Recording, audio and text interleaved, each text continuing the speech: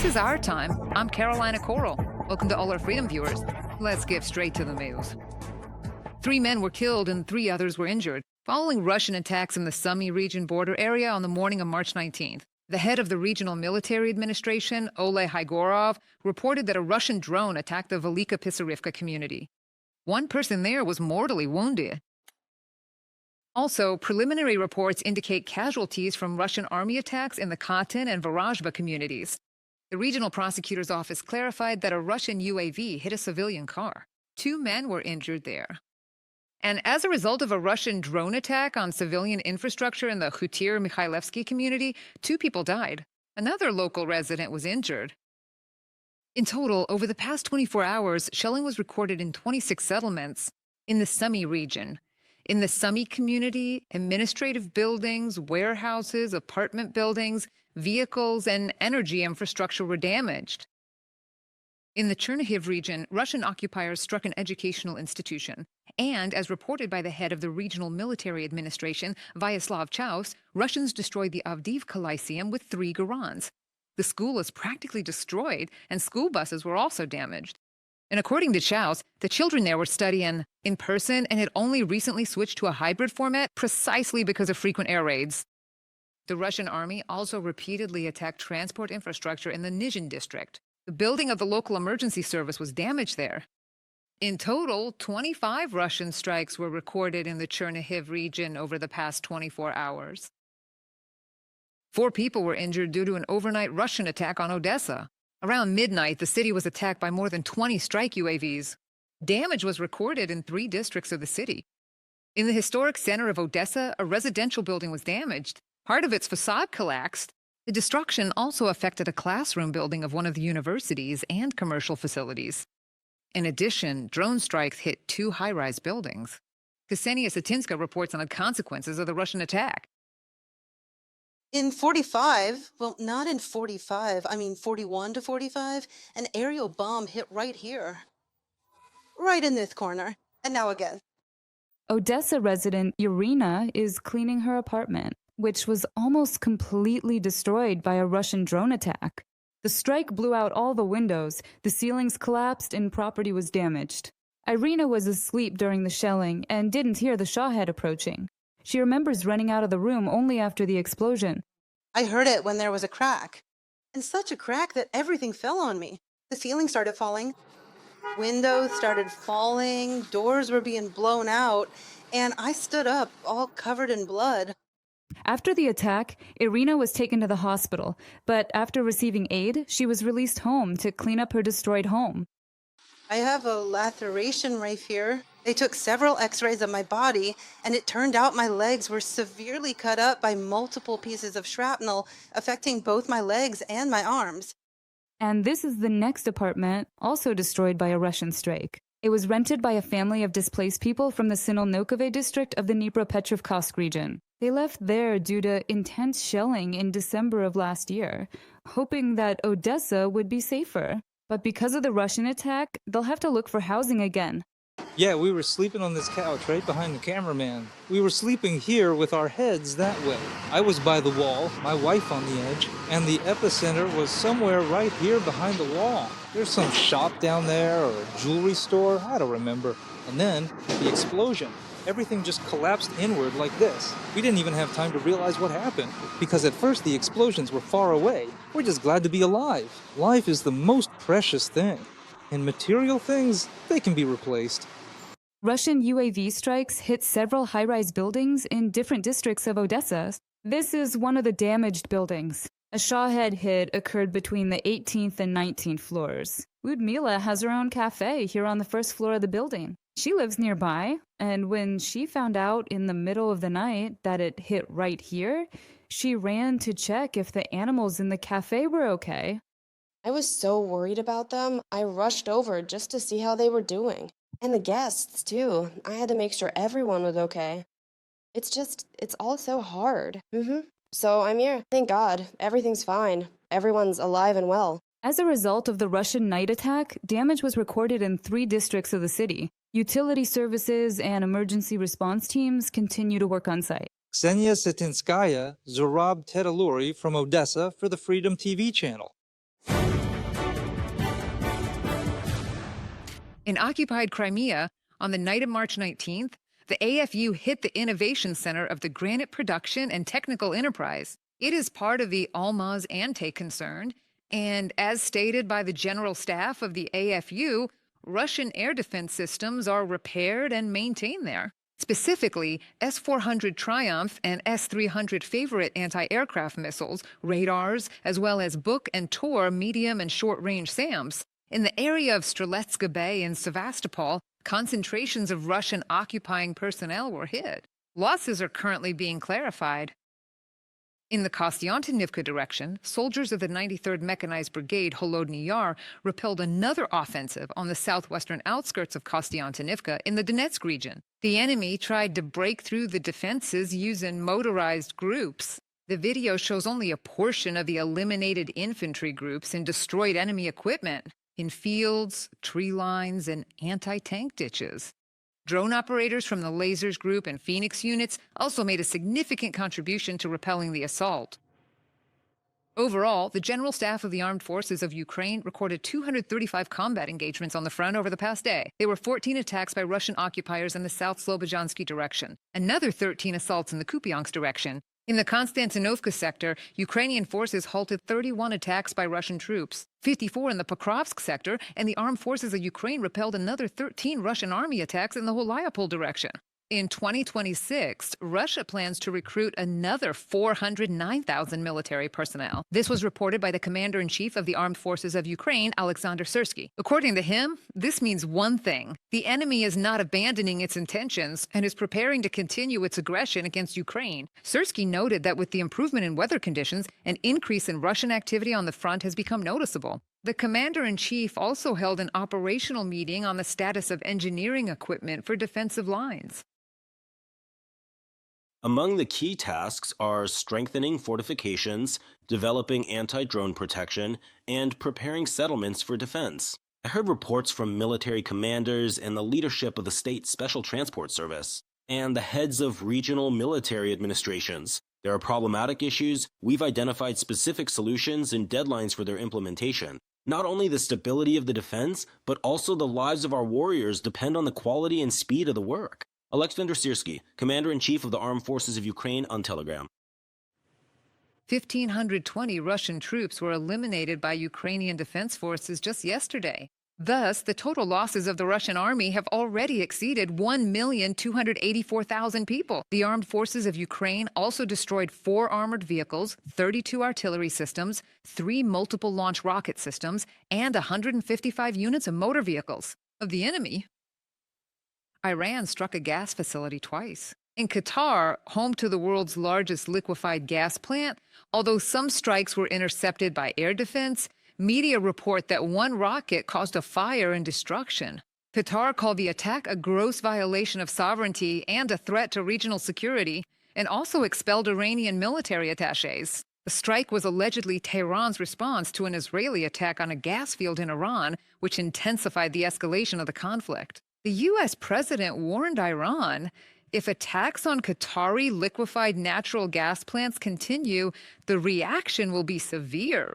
Specifically, Donald Trump stated that the United States would launch a massive strike on the gas infrastructure of Iran's South Pars field. In addition, Iran attacked the only refinery that could export products bypassing the Strait of Hormuz. This is reported by Reuters. And we are talking about the Samref plant in the port of Yanbu in Saudi Arabia. The consequences of the shelling are minimal. Yanbu is currently the only export point for crude oil from the Arab countries of the Persian Gulf. After all, Iran has effectively closed the Strait of Hormuz, through which 1/5 of the world's oil supply usually passes.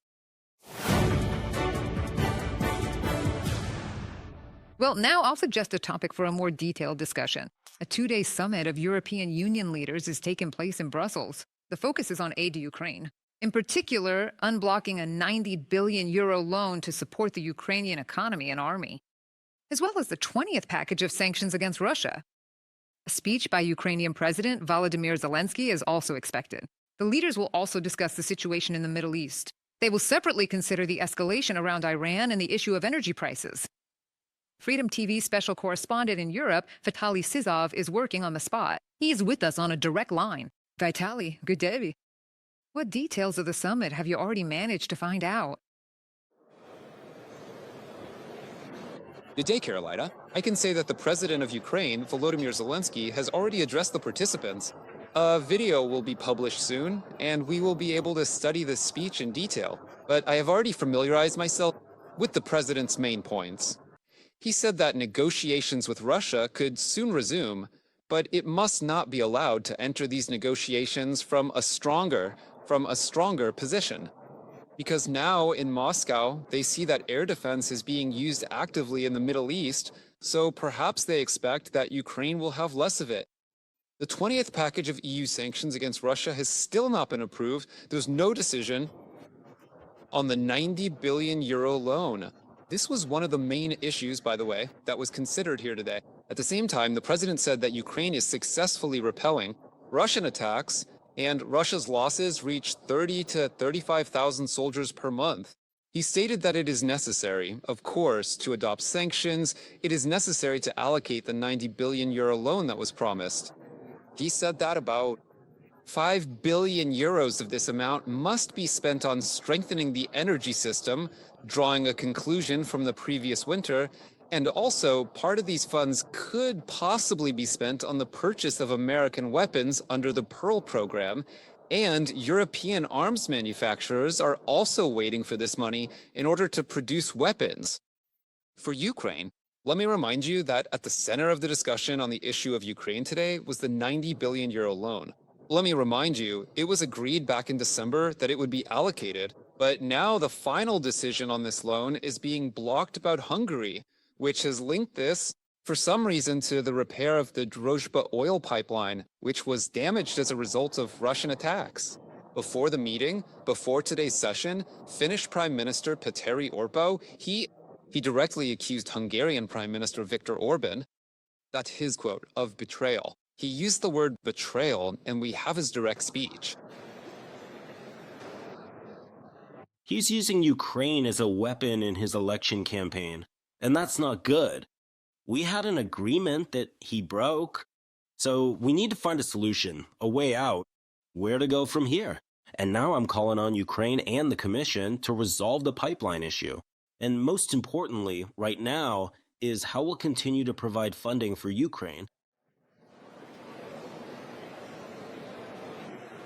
The issue of Hungary, it's important. Everyone's trying to pressure Budapest one way or another so that a decision is finally made, because Hungary's position is unprecedented. When talking to diplomats here, absolutely no one can recall a similar case where leaders reached a formal agreement on a specific issue, and then one of them suddenly said he wouldn't finalize the decision until an entirely different and separate topic, completely unrelated to the one discussed, was fully resolved. I mean, like in this case, linking the repair of an oil pipeline and the allocation of land. The European Union's High Representative for Foreign Affairs and Security Policy, Kaja Kallas, believes that against the backdrop of the war in the Middle East, the issue of supporting Ukraine is more relevant than ever. She spoke about this as well on the eve of this meeting. The main issue we're discussing right now is the support loan, which was agreed upon by leaders back in December, and how we can move forward with this. And now is truly the time to show support for Ukraine, because the situation in the Middle East is linked to the war in Ukraine, and Russia, unfortunately, only benefits from the situation in the Middle East. I can say that the issue of Ukraine has already been discussed, and there's already a final document on Ukraine, and basically it continues to declare support for Ukraine as before. European leaders are declaring their determination to increase pressure on Russia and continue declaring the continuation of its weakening through sanctions in order to deprive Moscow of the ability to finance this aggressive war. The European Council also hopes for the swift adoption of the 14th package of sanctions. It also places a strong emphasis on the critical importance of significantly cutting down Russia's revenue from energy sales and further imposing stricter limitations on its banking system. Furthermore, they call for restricting the activities of the Shadow Fleet, including in close coordination with the Group of 7 industrialized nations. As for what's new, because basically the final document repeats what European leaders have said before. But as for what's new, a point appeared there that European leaders recognize the potential threat to the internal security of the European Union posed by Russian combatants who participated in the aggression against Ukraine. And he suggested that the Commission, the European Commission, evaluate how this problem can be solved. Let me remind you that several European leaders, representatives of European countries, and foreign ministries, specifically Estonia and others, have stated that it is necessary to ban entry into the Schengen area for combatants, for those people who participated in the aggression against Ukraine, as they participated in a war crime, and because Russia could use them to destabilize the situation in the European Union. I will also add that the final document was supported by 25 out of 27 countries. Slovakia and Hungary did not support it. Again, because they link any support for Ukraine, any solidarity with Ukraine, to the repair of this oil pipeline. Druzhba and they, speaking on the sidelines, supposedly wanted this pipeline to be mentioned in the final document as well. However, other countries, they remain confident that issues should not be mixed and that one cannot, so to speak, blackmail all members of the European Council by demanding solutions to certain economic issues, linking them to the allocation of a loan for Ukraine. As of today, this is the situation here. For now, these are all the decisions regarding Ukraine. In the next 2 days, nothing new will be considered. But overall, the results, the outcomes, are quite positive. And the fact that the final document was approved so quickly, within a day one could say, and as one of the first items, shows that unity in supporting Ukraine remains, despite the fact that there are, yes, such positions from countries like Hungary, and sometimes this position is supported by Slovakia. Well, there is some definite progress. And in increasing pressure on Russia as well, including travel restrictions for combatants. Carolina. Thank you, Vitaly. We were joined by Freedom TV's special correspondent in Europe, Vitaly Sizov from Brussels. He spoke about how the summit of European Union leaders is progressing, and we'll discuss this further now. So, European leaders must not give in to Orban's blackmail and his blocking of the €90 billion EU loan. This is completely unacceptable. This was stated by the Prime Minister of the Netherlands, Rob Jetten. He emphasized that Ukraine needs support to win the war against Russian aggression. It is obvious that Ukraine needs our full support to win this confrontation against Russian aggression. The loan is extremely important so that Ukrainians can prepare for the next winter. A decision was made at the European level, so I expect everyone to implement it. And I am also very glad that the European Commission was able to find a technical way to solve the pipeline problem so that this loan can take effect as soon as possible.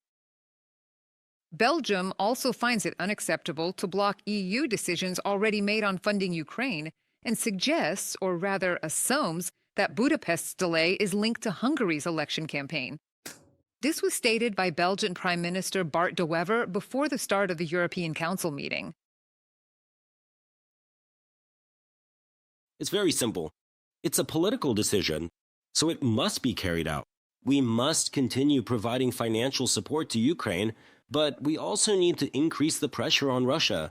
We've prepared the 20th sanctions package, but I also believe that Europe should have a seat at the negotiating table. I don't think it's right that we're financing the war, but not taking part in the peace process.